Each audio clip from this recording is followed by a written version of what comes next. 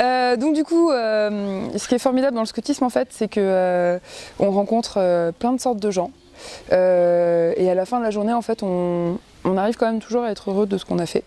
Et aujourd'hui, c'est une journée où on est particulièrement assez fiers d'avoir réussi au final à arriver sur le terrain de Caen, parce que c'était pas gagné.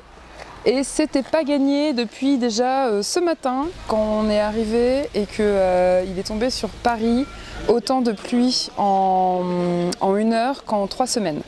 Donc du coup on est déjà tous arrivés assez mouillés, donc partir en camp avec les pieds mouillés c'est quand même pas ce qu'il y a de mieux. Le bus était déjà arrivé et le chauffeur n'a fait aucun sourire car il était vraiment fâché d'être là. Je ne sais pas pourquoi. Et donc du coup il nous a ouvert la soute qui était minuscule pour tous nos sacs, donc on a perdu énormément de temps à mettre dedans, on a perdu énormément de temps à rentrer dedans. Comme il pleuvait, on a mis énormément de temps à sortir ensuite de Paris. Après on a eu des orages sur la route, ça a été assez long avec donc du coup ce chauffeur terriblement taciturne qui avait oublié en fait sa joie de vivre à mon avis chez lui avant de partir. Donc nous voilà, on garde le sourire, on est là, oui monsieur, d'accord, oui alors j'ai l'itinéraire car en fait on nous a averti que comme c'est dans les montagnes et c'est un plateau et qu'il y a des travaux, il y a une déviation et du coup en fait il va falloir passer ailleurs. Et ce qu'on n'avait pas prévu c'est qu'en fait le bus était trop lourd pour passer sur cette fameuse route de montagne et étant donné qu'on avait accumulé énormément de retard depuis notre départ de Paris, le chauffeur n'a pas pu faire le tour en fait du plateau pour nous déposer ailleurs. Donc il nous a lâché à un croisement d'une route de montagne, alors qu'il y avait du tonnerre, des éclairs qui tombaient, de la pluie bien sûr, sinon c'est pas drôle, avec donc du coup 73 enfants et autant de sacs à dos, plein d'affaires qui vont servir pendant 3 semaines à dormir au sec normalement. Donc on est sorti, voilà, le chauffeur du bus est reparti avec son bus. Et à ce moment-là, on a en fait l'équipe du camp qui est arrivée et qui ont commencé à dire bon, bah, le propriétaire. Bonjour tout le monde. Alors, je vous fais topo très vite, vous m'écoutez. Les sacs et le bus est bloqué à 9 km d'ici. Faut qu'on aille choper toutes les voitures et on a Monsieur Nigoul qui a essayé de rapatrier le banc et l'arrière-ban de ses amis, etc. On a 4 voitures grâce à lui et on va avoir les 3 à nous. Si on a fait le calcul, combien? On a 70, 74 personnes. 17 allers-retours. On a 17 allers-retours en tout à faire. Donc c'était assez cocasse, il y avait une partie des enfants qui étaient cachés sous les bois pour essayer d'échapper un peu. Il y a une partie en fait, les plus grands, les éclaireuses et les éclaireurs qui ont commencé en fait à marcher pour aller essayer de s'abriter dans la ville d'à côté. Et des chefs qui sont restés faire des montagnes de sacs à dos en essayant de prendre des capes de pluie ou des kawaii d'enfants de 8 ans, les mettre sur les sacs pour essayer qu'ils soient moins mouillés possible. Et puis là, en fait, voilà, je mens un peu parce qu'il est 20h50 et qu'on n'est toujours pas sur le terrain de camp au final. Mais bon, enfin là, je veux dire, c'est les derniers 4 km. Il y a les voitures qui continuent en fait à charger les enfants et à partir. Donc voilà, on a bon espoir et on pense ce soir en fait à cette énorme marmite de raviolis bien chauds qui nous attend, que l'équipe du camp nous a préparé amoureusement. Et ce soir, on dormira bien. Et on dormira au sec. C'est ça. Bon, en tout cas, on l'espère tous, quoi. Voilà. Super. C'est donc ainsi que s'achève cette première journée pleine de surprises. La suite du programme est simple. Les louveteaux, les éclaireuses et les éclaireurs et même les chefs ont maintenant 3 jours pour s'installer et construire tout ce dont ils auront besoin durant 3 semaines.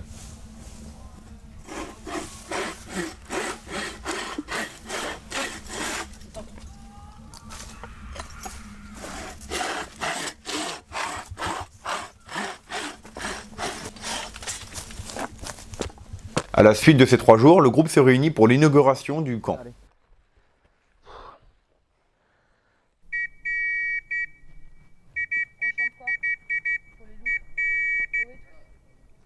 Ohé tous, il faut venir bien vite. Ohé tous, il faut vous rassembler. Montrez que vous avez des jambes. Montrez que vous avez des jambes pour marcher. Gare à celui qui sera dernier, on lui coupera la tête. Gare à celui qui sera dernier, on lui coupera les pieds. Ohé tous, il faut venir bien vite. Ohé tous, il faut vous rassembler. Montrez que vous avez des jambes. Montrez que vous avez des jambes pour marcher. Cette cérémonie est assez simple. Les unités se réunissent dans une grande plaine. Chaque unité va crier ses cris de patrouille ou ses cris de sirène.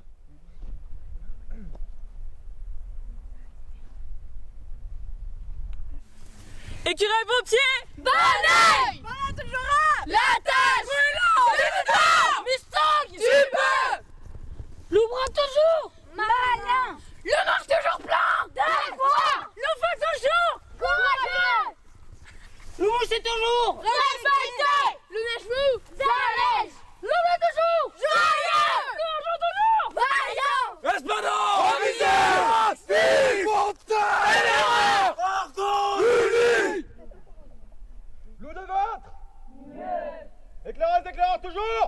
Ouais.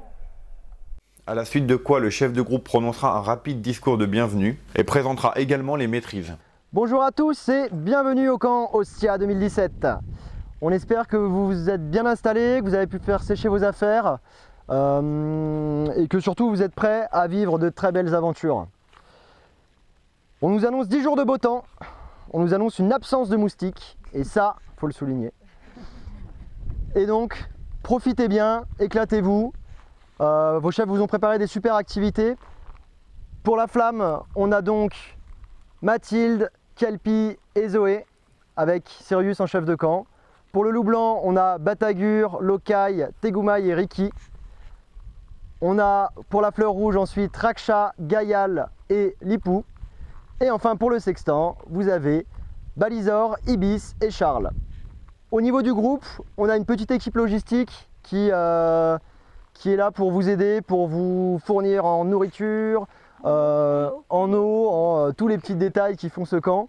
Donc on a Hermine à ma droite et Ferrao à ma gauche, donc qui sont cuisiniers sur le camp. Pour l'intendance, on a Youjak qui est l'intendant du camp. Ensuite, on a Assapan qui est chef de camp du sextant. Warigal, président de l'association, qui gère de manière globale le camp, ainsi que la trésorerie et l'infirmerie.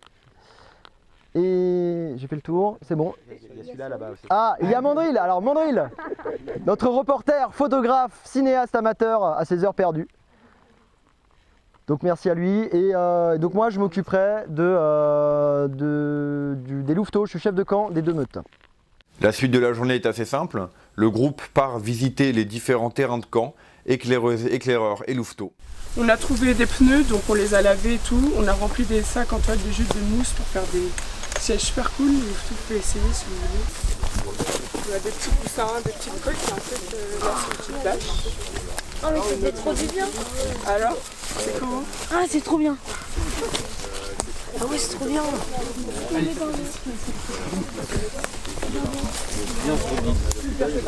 Ah ça va trop bien. Ouais, ensuite on va aller... On déroule. Donc ici c'est un dressing pour gagner de la place dans la tente pour que les sacs soient pas trop remplis. Donc c'est tout en bois mort. On a accroché des cagettes avec de la ficelle pour mettre toutes nos affaires. On a ramené des cintres, donc on a brûlé 3 perches. Ensuite du coup on a mis des cintres pour accrocher nos manteaux. En dessous, je sais pas si vous allez voir, on a mis 2 croûtes pour poser nos chaussures.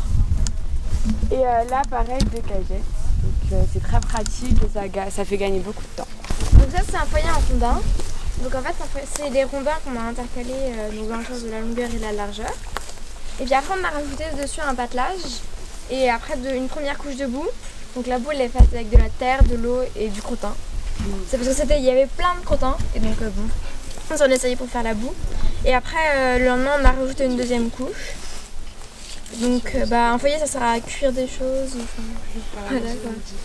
Donc pour les faire tenir, on a brûlé 2 perches et là on a fait un patelage pour pouvoir faire sécher des bonnas. Ensuite ici on a tendu un filet pour pouvoir faire sécher les gamelles.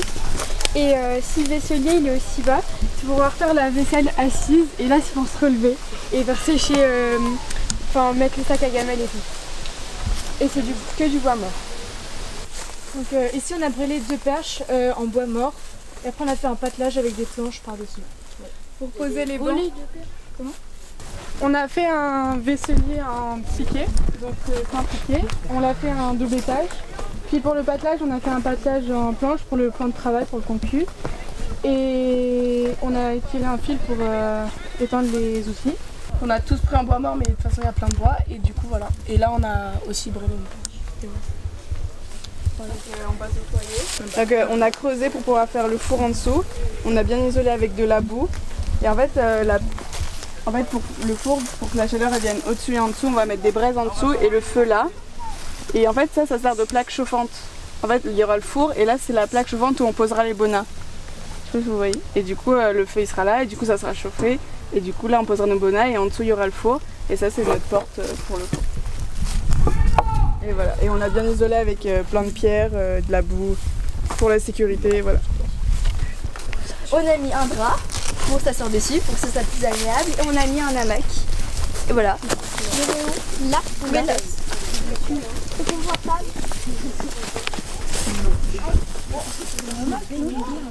Ah, on dirait un matelas. Aïe, ça rentre. Elle a l'air super à l'aise. Ça vous plaît? Ouais, c'est génial.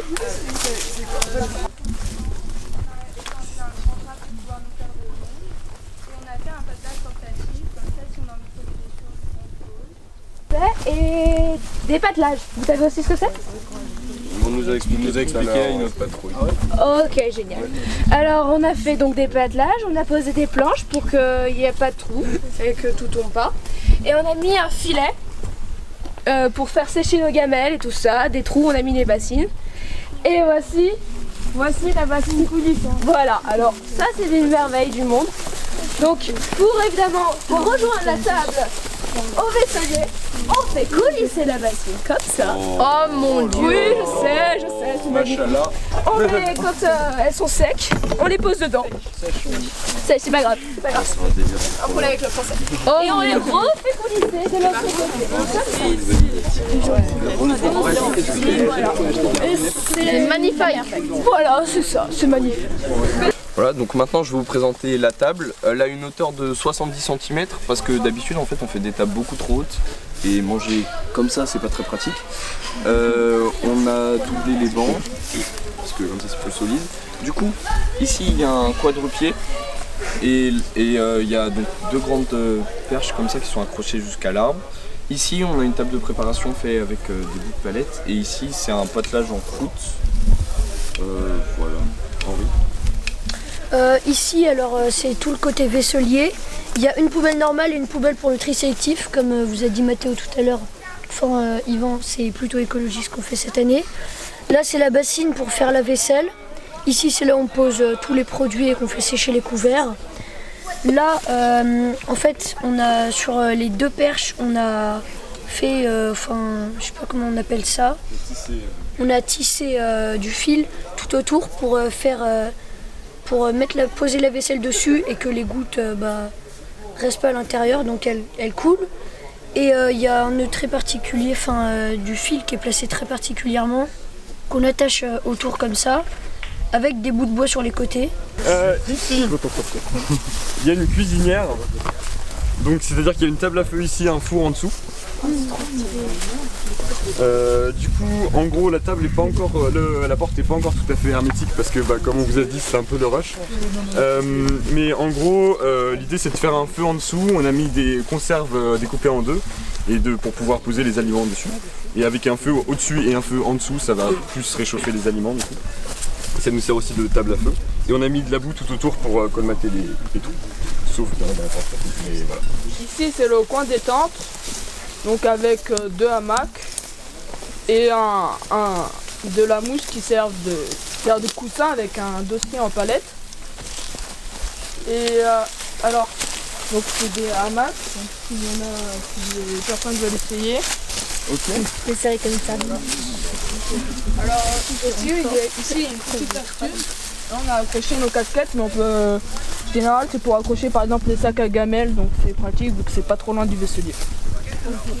Du coup on a mis 2-3 petites astuces. Ici c'est pour mettre tout ce qui est sel, poivre, vinaigre, etc. Et là-bas c'est pour poser les mangas qu'on a ramenés et les livres. il y a une barre de traction aussi. Je sais pas les trois, mais une barre de...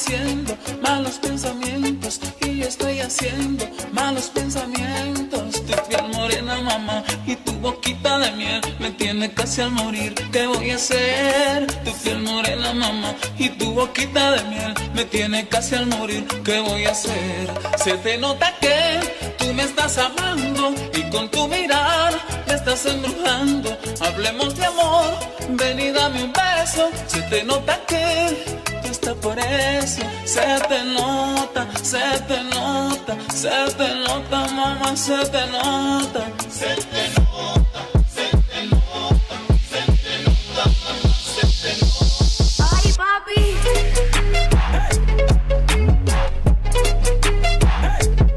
Más duro.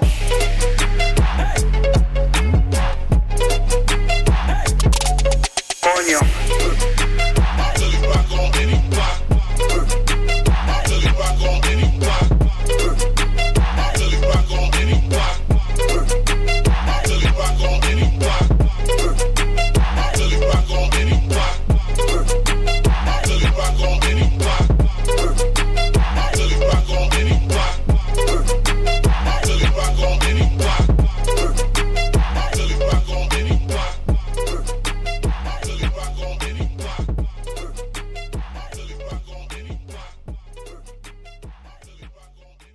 Donc en fait moi je suis sous-saisonnier, donc j'assiste le saisonnier quand il est pas là ou quand il y a des tâches à deux ou des trucs dans le genre. Par exemple là on est découpé en sizaines, c'est des groupes normalement de 6 mais là on est 4 ou 5 par sizaine pendant le camp et donc il y a des services. Et donc par exemple il y a le service vaisselle de meute, donc tu fais la vaisselle des intendants etc. Ou il y a le vaisselle d'hygiène, le service hygiène c'est tu nettoies les tatis, les tables etc. Dans la loi des louveteaux, il y a 3 points. Il y a un louveteau dit vrai, un louveteau cherche à faire plaisir aux autres et un louveteau respecte les maîtres mots de la meute. Par exemple, langue courtoise, c'est tu parles bien aux autres, tu ne dis pas de gros mots, etc. Il y a geste amical, c'est faut pas taper les autres, le nature, pour pas abîmer la nature, œil franc pour toujours dire vrai, etc. La promesse, c'est tu promets, c'est tu fais un engagement auprès de tous les louveteaux de la meute et de tous les louveteaux en général, et tu promets de faire de ton mieux pour respecter la loi des louveteaux. On apprend ensemble à faire des choses comme apprendre des nœuds, apprendre à faire des cabanes, apprendre à faire du feu, des choses comme ça, mais c'est jamais on apprend tout seul, des choses comme ça, il y a toujours quelqu'un pour t'aider ou voilà. On apprend à reconnaître les plantes, savoir lesquelles se mangent, comment on apprend à cuisiner, à se repérer. Moi, saisonnière, c'est quand les chefs sont en galère et qu'ils doivent, voilà, qu'il y a un petit souci et tout, les aider et tout, vu qu'ils peuvent compter sur nous. Après, il y a aussi gérer une dizaine, mais ça va. Du coup, c'est quoi gérer une dizaine ? C'est distribuer les services, les aider dans la technique pour avancer et quand ils passeront aux éclés, qu'ils soient prêts. Au collège, quand tu parles de ça et tout, les gens ils font « Ah mais c'est nul le scout et tout !» Mais c'est bien en fait, genre ils en ont jamais fait et ils disent que c'est nul mais ils en ont jamais fait. Parce que j'aime bien les grands jeux, les activités, les personnes qui y sont, elles sont très très sympas et tout ça. Par exemple là, en camp, on a le capitaine Nemo qui est venu nous voir. Tout son équipage avait fui son navire, le Nautilus. Et donc on devait reconstruire son Nautilus. Donc là on est un petit peu dans le Nautilus. Et on devait partir à la recherche de l'Atlantide. Le nom de jungle, ça peut servir dans 2 cas. En fait, soit c'est un loup qu'on voit qui est très bien, qui fait des efforts, qui respecte la loi, les maîtres mots, donc on veut le récompenser. Soit c'est justement tout l'inverse, un loup qui est dissipé, etc. Par exemple, Côme, qui était très dissipé, qui était toujours dans un bouquin, qui ne nous écoutait jamais. On l'appelait patte au vent pour lui dire en fait on a confiance en toi, on pense que tu as du potentiel. Et depuis lors, il est écoute aux autres et il s'est beaucoup plus ouvert, donc ça fonctionne. Voilà, c'est un outil pédagogique très puissant. Notre but c'est de leur transmettre des choses avec une pédagogie qui s'inscrit dans la pédagogie du livre de la jungle, de leur transmettre des valeurs de partage, d'écoute, et de faire en sorte qu'ils s'amusent aussi, de faire ça par le jeu. J'étais bien, c'était une activité, on était dans la nature, j'aimais bien l'ambiance, j'aimais bien les gens qui y étaient, je me suis fait des amis. Puis après en grandissant, j'ai vu ce que ça pouvait m'apporter et ce que je pouvais aussi apporter aux autres.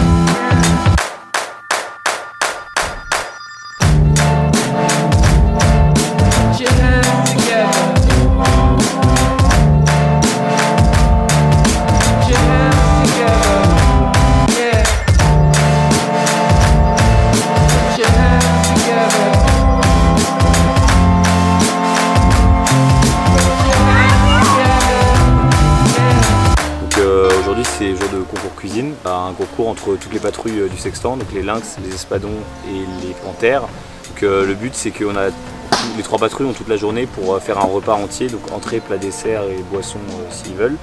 Et à la fin de la journée, les chefs et les gens qui sont désignés aussi par les chefs comme jury passent dans les patrouilles et viennent pour goûter nos plats et établir un ordre de qui a gagné, etc.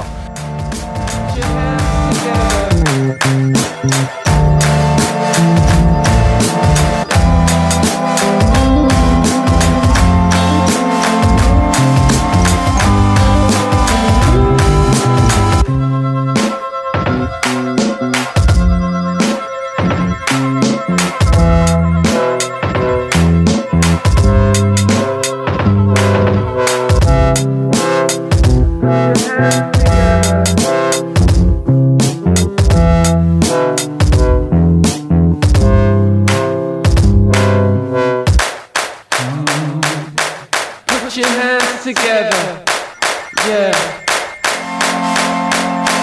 Put your hands together, yeah. Put your hands together. Pourtant j'avais des muscles. Une patrouille, c'est un groupe de garçons dont j'ai la charge et dont je dois m'occuper pour les tâches du quotidien, etc. avec l'aide de mes chefs et d'un second de patrouille. Je les aide, je les conseille. Je tranche les décisions quand il y a un conflit, j'organise les services au quotidien, donc qui doit faire la vaisselle, qui doit aller chercher la nourriture, qui doit allumer le feu, etc. Et donc c'est moi qui gère toutes les tâches du quotidien. Ça m'a fait grandir en maturité et ça m'a permis de m'affirmer aussi en tant que personne et d'avoir plus confiance en moi. Les potes, le fait de, l'autonomie. Et la nature, la cuisine quoi.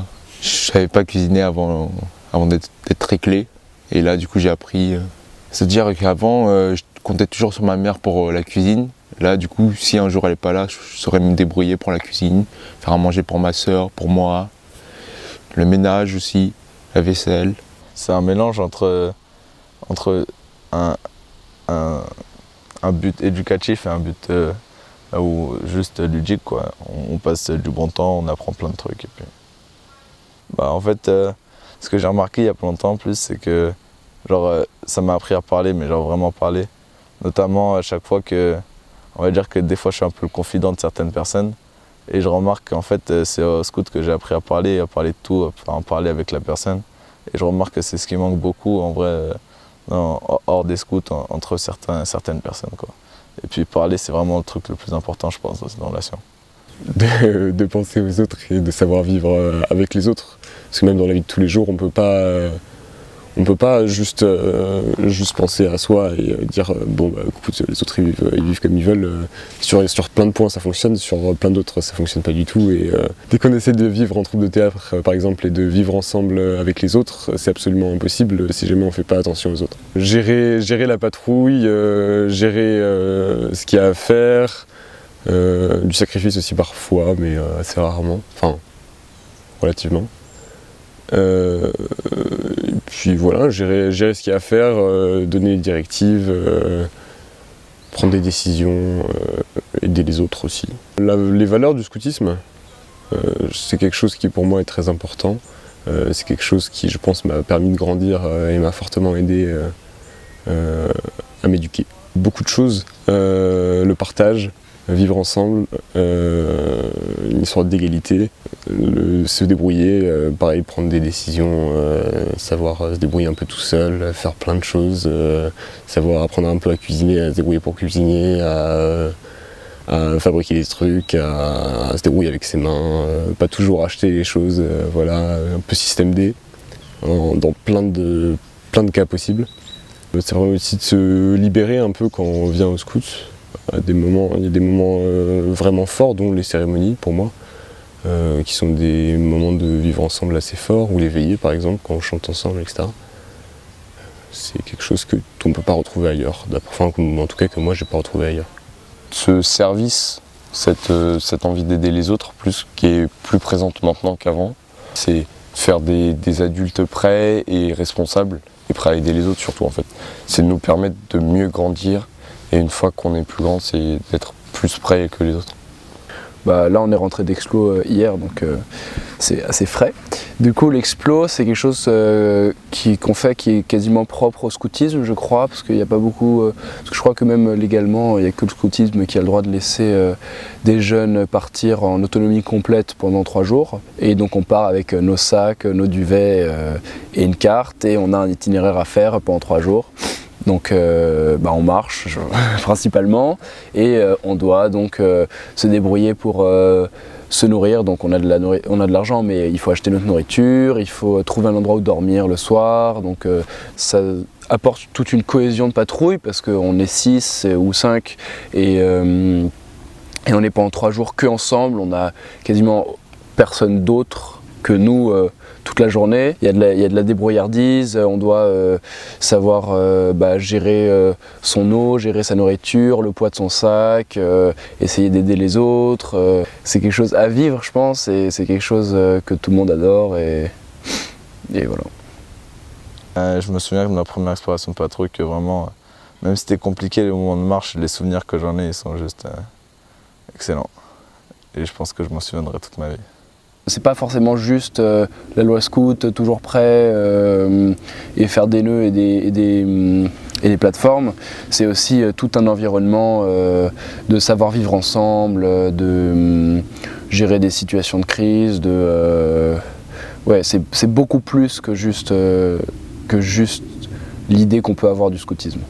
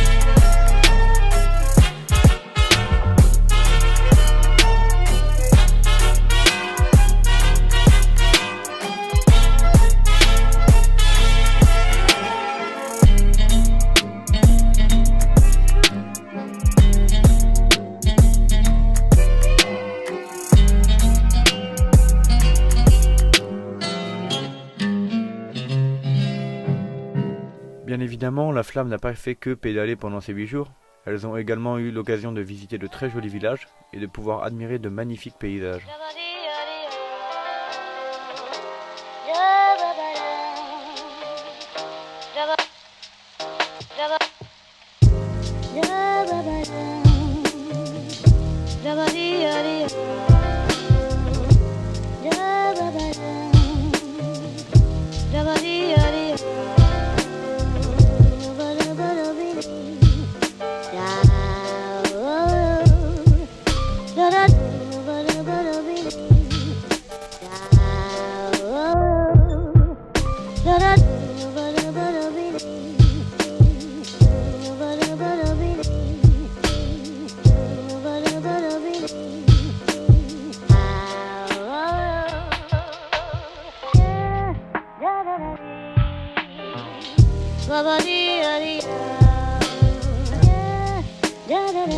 Elles ont également rencontré quelques difficultés, telles que des pneus crevés. Ok, non, ça ne rentre pas. Trop petit. Trop petit. Ça a pris du... En fait, la taille de la roue, c'est ça, mais c'est juste le... Tu vois ou pas le... Demande peut-être dans les... Mais nous, on en a d'autres, hein.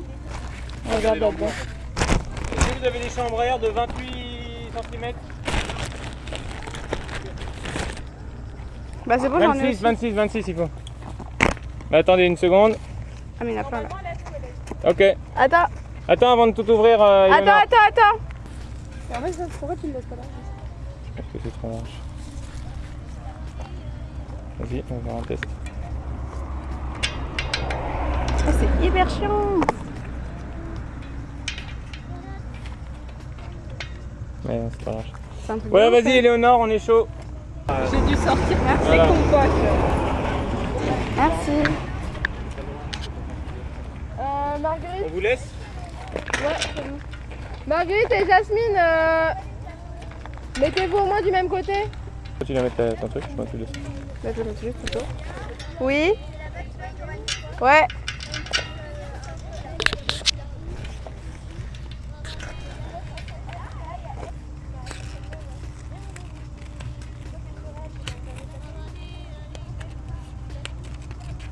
C'est comme ça qu'on vous a dit aussi que le truc, d'abord tu mets la chambre à air vide et ensuite tu mets les ronds. Okay. De mettre des liquides là et de remonter dedans? Ouais. Ah non, c'est vrai, mais je veux dire, genre là, c'est différent. Bah, je sais pas. Des arbres au milieu des chemins. On peut pas du tout passer? Ah bah attends, je vais voir. Mon Dieu, la galère. C'est bouché genre vraiment? Éléonore? Ouais, j'en dirais, on est dans Mowgli, dans le livre de la jungle, après la guerre avec Shere Khan.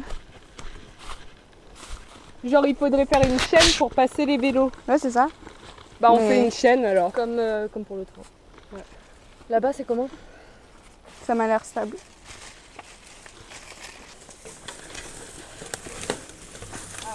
Faut soulever par derrière. Aïe, aïe, ah. Il y a des orties de partout, ça me rend dingue. Et un mauvais placement par rapport au wagon vélo sur les quais de la gare. On s'est trompé de côté. On avait cru que les vélos c'était au fond, enfin devant. Mais finalement c'était tout au bout. Du coup c'est parti. Vas-y Liliane. Hop, les filles, on pousse. C'est bon, j'aide. Vas-y, c'est bon les mains. À l'intérieur, vous avez besoin d'aide ou pas? Désolée. Ça va? Ok. Ça va? Attendez. On va arrêter la caméra.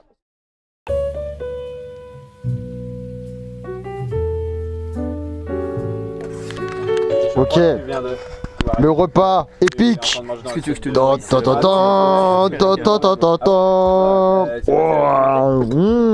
qui l'ai amené. Ah bon? Mais regarde, ça c'est celle avec bébé Mickey.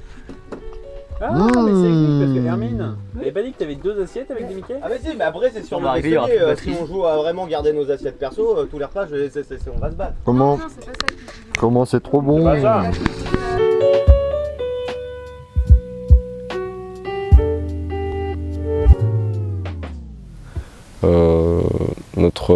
notre job, c'est d'encadrer donc des jeunes, de faire des animations, d'essayer de les faire grandir, de les aider quand ils ont des difficultés ou des problèmes, et de les rendre heureux, passer un bon moment avec eux, et nous aussi de passer un bon moment.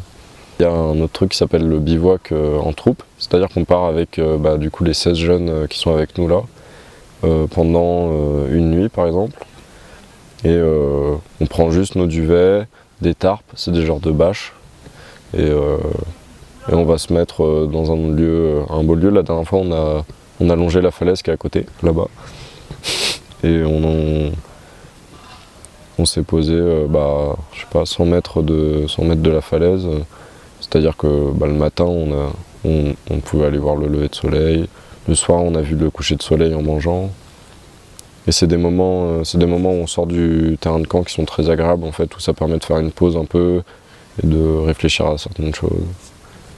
On peut faire une veillée, nous on n'avait pas fait de veillée, on avait juste regardé les étoiles parce qu'on est à la montagne et c'est vachement beau.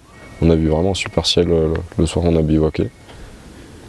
On a chanté en regardant les étoiles, les jeunes se sont endormis, on allait se coucher aussi.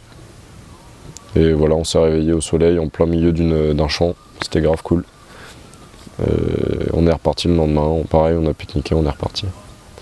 En fait, c'est des valeurs qu'on veut inculquer de manière ludique. On fait des grands jeux en se donnant des objectifs pédagogiques, style l'écologie, l'autonomie. Leur enfance rentre en résonance avec la mienne parce que ce qui me faisait rêver, j'essaye de créer un cadre dans lequel eux aussi vont pouvoir rêver dedans. Et c'est une notion de partage qui est vraiment enrichissante.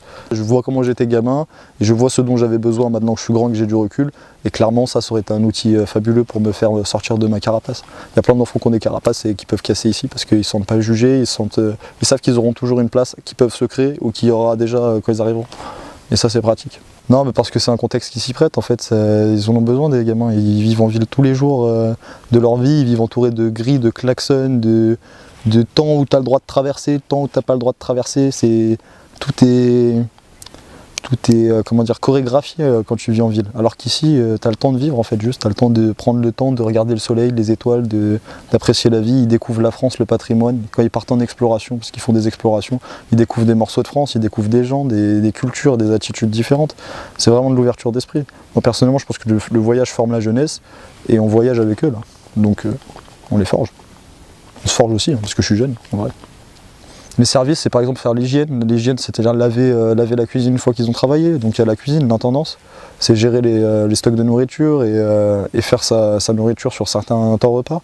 Il y a la vaisselle, parce que quand tu salis quelque chose, il faut le rendre propre. Il y a les services de bois, de feu, d'eau. C'est tout ce qui implique, tout ce qui est nécessaire à la vie quotidienne, ils s'en chargent en fait. S'il y a deux enfants qui se sont battus dans la journée, ce qui peut arriver, qu'on passe du temps à trouver des solutions pour régler ce conflit, mais qu'on passe aussi du temps pour parler des 14 autres jeunes qui ne sont pas battus dans la journée. Parce qu'on essaie de faire grandir tout le monde, on n'essaie pas de prendre que les 5 meilleurs qu'on va tirer vers le haut et les 3 plus mauvais entre guillemets qu'on va aussi tirer vers le haut, mais la masse au milieu on s'en fout, ça c'est pas du tout ça qu'on essaie de faire. Dans toutes les situations on essaie d'avoir un cadre, mais que les jeunes se sentent le plus libre possible et qu'ils puissent aussi eux-mêmes faire évoluer ce cadre. Le but c'est pas que nous on arrive, on pose ce cadre là, mais qu'ils soient acteurs de leurs 3 semaines. Je trouve que c'est assez difficile de trouver un savant dosage entre faire avec eux et les laisser faire. Ou quand les responsables font la même chose que les jeunes, c'est un rapport totalement différent. Où c'est pas une autorité qui tombe du ciel, c'est une autorité qui est légitime. C'est l'idée que du plus petit louveteau de 8 ans jusqu'au plus grand chef de je sais pas quel âge, tout le monde fait la vaisselle chacun son tour. Il n'y a pas de passe-droit, il n'y a pas de ceci, cela, il n'y a pas de je sais pas quoi, il n'y a pas de vas-y toi petit fais la vaisselle pendant que moi je vais me la couler douce. Si je développe en une phrase, parce que je m'autorise une phrase, je dirais que c'est quelque chose de complet, parce que ça te forme dans tous les aspects de ta vie. À la fois physique, intellectuel, on parle de cuisine, d'astronomie, de technique, de tout ce que tu veux. Tout le monde y trouve son compte, tout le monde, j'en sais rien, mais en tout cas, tout le monde peut y trouver son compte en tout cas, puisqu'il y en a pour tous, et ça peut t'ouvrir à des trucs auxquels, de base, tu n'aurais jamais pensé que ça pouvait t'intéresser, quoi. C'est en Italie, où je m'y attendais pas du tout, où il y a 2 jeunes qui m'ont demandé d'être leur parrain de promesse. Donc ça veut dire quelque part que j'avais un impact sur ces jeunes-là et que je comptais pour ces jeunes-là. Le deuxième, je pense que c'est le fait de voir un jeune qui s'appelle Yvan revenir chaque année avec une sacoche en cuir que je lui ai confectionnée sa première année des clés. Et aujourd'hui il est CP, donc c'était il y a bien 4-5 ans déjà. Où je me dis c'est quelque chose qui les marque, que j'ai une présence quand même qui les a marqués et qui leur a apporté. Et que j'espère qu'ils vont apporter plus tard eux à d'autres. Pendant mes 2 années de lycée, c'était de passer mon bac et d'être le meilleur chef, entre guillemets. C'est de pouvoir apporter le plus possible aux jeunes, qui en fait en apportant aux jeunes m'apportait à moi énormément, me faisait grandir sur la prise de responsabilité et sur l'autonomie de soi-même. C'est un endroit où il y a tellement d'échanges, tellement de savoirs qui se transmettent les uns vers les autres que j'en suis qu'au début. En un mot, liberté. L'apprentissage, je pense. Incroyable. Partage. Aventure. Pour rester classique. Je dirais que c'est quelque chose de complet. Partage. Franchement, je dirais magique parce que c'est quelque chose qui est vraiment... Si je me regarde il y a 5 ans, si je me replace il y a 5 ans et que je me vois ici, je me dis c'est pas possible ce qui s'est passé entre les deux en fait.